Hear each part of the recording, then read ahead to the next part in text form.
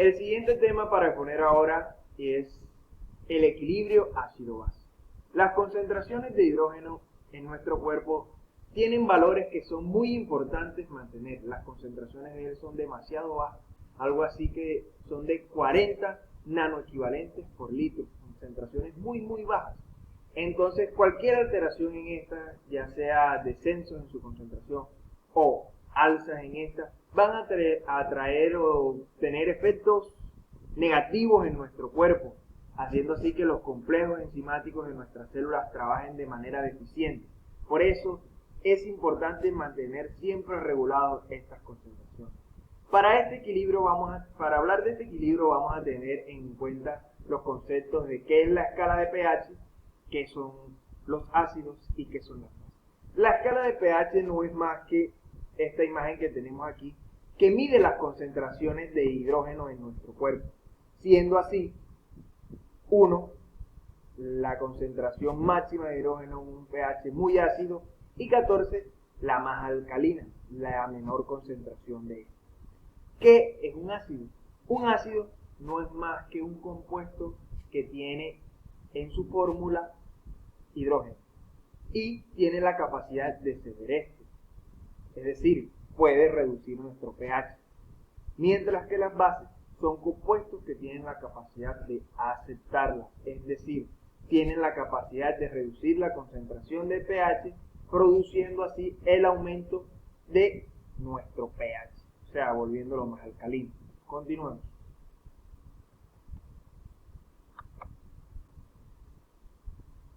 Equilibrio ácido-base. Existen tres sistemas o tres mecanismos principales que tienen nuestros cuerpos para la regulación o para mantener este equilibrio.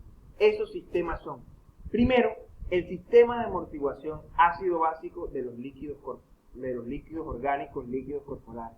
En estos vamos a encontrar a los ácidos y a las bases. Estos son la primera línea de defensa ante cualquier cambio en la concentración de hidrógeno.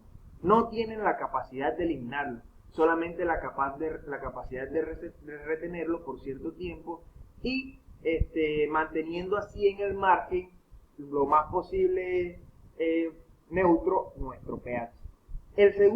La segunda línea de defensa, de equilibrio, de regulación es nuestro centro respiratorio, nuestro sistema respiratorio. ¿Por qué? Recordemos que nuestro sistema respiratorio tiene la capacidad de eliminar dióxido de carbono.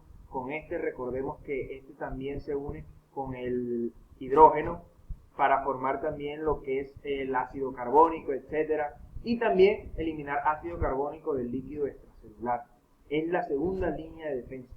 Por último, tenemos la más efectiva y la más completa, que son los riñones. Los riñones tienen la capacidad de eliminar el exceso de hidrógeno y esto lo hacen diariamente. Y básicamente tienen la capacidad de secretar orina o muy alcalina o muy ácida. Entonces ya veremos más a fondo cómo hacen cada uno de estos sistemas. Sistema de amortiguación de hidrógeno en los líquidos corporales. Los sistemas de amortiguación de los líquidos corporales tienen la capacidad de amortiguar esto con la unión o disociación de los hidrógenos a estos amortiguadores. ¿Cuáles amortiguadores encontramos aquí? Encontramos uno muy importante, sobre todo para el líquido extracelular, que va a ser el sistema bicarbonato. Como ya sabemos, el sistema bicarbonato es una base capaz de ser un aceptor de hidrógeno y es muy importante, muy común, lo hemos visto en diapositivas anteriores, y básicamente lo que hace es que las concentraciones de hidrógeno se mantengan o desciendan. El segundo sistema amortiguador, no menos importante, es el amortiguador de fosfato.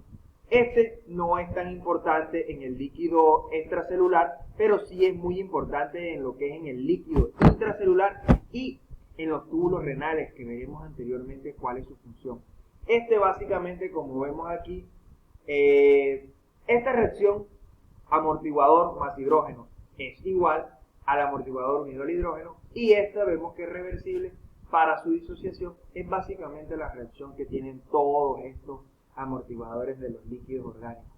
Así pasa con el grupo fosfato, se une el hidrógeno formando así el ácido fosfórico. Es decir, es una forma de controlar, reducir la concentración de hidrógeno. Y por último tenemos las proteínas. Las proteínas tienen un gran trabajo, ejercen un gran trabajo en esta regulación, sobre todo las intracelulares, porque están en constante cambio de bicarbonato, del dióxido de carbono, y esto hace que las concentraciones de hidrógeno varíen en nuestro cuerpo, pero se mantengan en los límites.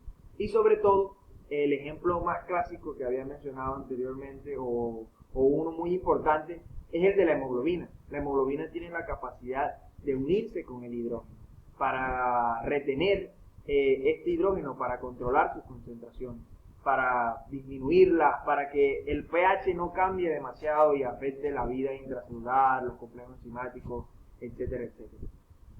Básicamente todo minimizan las concentraciones de hidrógeno, aunque diariamente se produce mucho ácido. Los ácidos que consumimos, los ácidos que provienen del metabolismo, ácidos no volátiles que veremos posteriormente cómo se eliminan, etcétera. Y se dice que diariamente se crean alrededor de 4.320 miliequivalentes por litro de hidrógeno, o sea, de ácido. Y el otro hay otra cantidad que es 80 miliequivalentes por litro, completando así unos 4.400 miliequivalentes por litro de hidrógeno, de ácido. Y este dato de 80 que mencionaba ahora último, se refiere a ácidos no volátiles. ¿Qué quiere decir con ácidos no volátiles? Estos ácidos no volátiles no tienen la capacidad de ser reabsorbidos o de ser eliminados por medio de la orina, sino que pasan por la respiración, sino que pasan a la función renal y sobre todo tienen un peculiar método de eliminación que veremos posteriormente. Seguimos con la segunda línea de defensa, la regulación respiratoria ácido-base.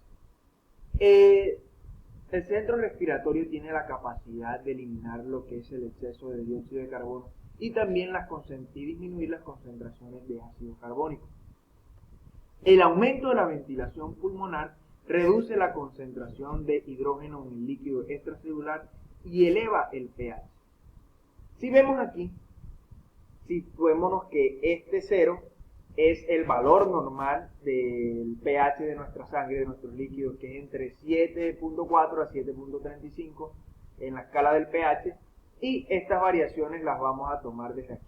Vemos que entre más ventilación haya, más aumento del pH, es decir, más alcalina se vuelve el medio. ¿Por qué? Porque se está eliminando el exceso de dióxido de carbono y con ello también se elimina el exceso de hidrógeno. Mientras que entre menos ventilación tengamos, vamos a ver que el pH va a disminuir aumentando las concentraciones de hidrógeno. Es decir, tiene una función muy importante como segunda línea de defensa del sistema respiratorio. Regulación respiratoria ácido-base. Lo que tengo para decir ahora es que el aumento de la concentración del pH estimula la ventilación alveolar. Es decir, no es solamente la cantidad de dióxido de carbono la que estimula que se dé la ventilación, sino que esta concentración de hidrógeno tiene una especie de retroalimentación. Es decir, si aumenta la concentración de hidrógeno, se aumenta la ventilación alveolar. Cuando esta aumenta, obviamente se va a disminuir la presión parcial del dióxido de carbono, sus niveles van a disminuir y también lo va a hacer los del hidrógeno, pero si este vuelve a aumentar, se vuelve a repetir el ciclo, es una retroalimentación positiva. Entonces, acá lo que tenemos es que el pH de la sangre arterial y la ventilación alveolar normal, que es de 1. A medida que esta aumenta, vamos a ver que el pH va a disminuir. Mientras que si esta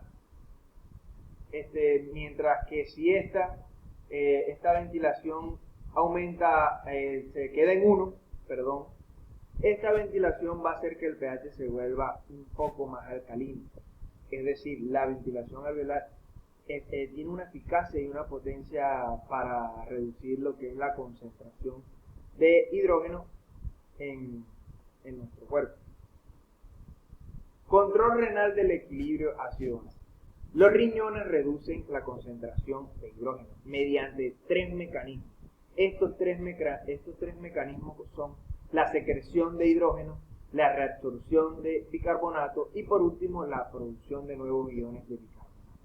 Los riñones son la línea de defensa más importante, pero son las más tardadas, aunque tienen sus limitaciones debido a que son un poco tardadas. Aquí vamos a tratar de explicar sus importancias y los complejos que trabajan aquí. En esta parte superior de nuestra diapositiva vemos esta imagen y logramos observar lo que son los túbulos renales. Aquí vamos a ver lo que es el asa delgada descendente, asa delgada ascendente, asa gruesa descendente de Henle, etc. Y aquí lo que nos ejemplifican es la cantidad de bicarbonato que se absorbe al día. Aquí vemos que en la porción del túbulo proximal es donde se absorbe más alrededor del 85% de bicarbonato al día. En la porción ascendente gruesa de asa de Henle 10 y así sucesivamente. Y también lo que es la secreción. Nos vamos a la parte inferior de la diapositiva a intentar explicar cómo se da la secreción de hidrógeno y la reabsorción del bicarbonato.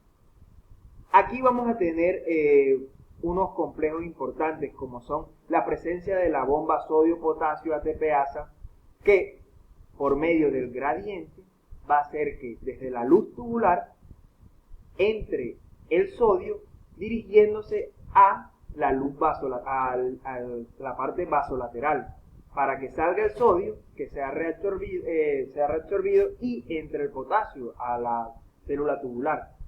Por medio de esto, el sodio presenta esa fuerza extra para que el hidrógeno salga a la luz tubular. En la luz tubular se va a unir con los iones de bicarbonato. Estos iones de bicarbonato van a formar lo que es el ácido carbónico. Y posteriormente este se va a disociar en lo que es agua y el dióxido de carbono. El dióxido de carbono regresa acá, puede irse directamente hacia lo que es lo de la eliminación por el centro respiratorio o por medio de la anhidrasa carbónica se une con lo que es agua nuevamente formando ácido carbónico, el cual se va a disociar en bicarbonato y otra molécula de hidrógeno. Esta molécula de hidrógeno va nuevamente a ser intercambiada por sodio y esta molécula de bicarbonato pasa junto con el sodio hacia acá, a ser reabsorbida. Así es como se secretan los iones de hidrógeno y también se reabsorbe lo que es el bicarbonato.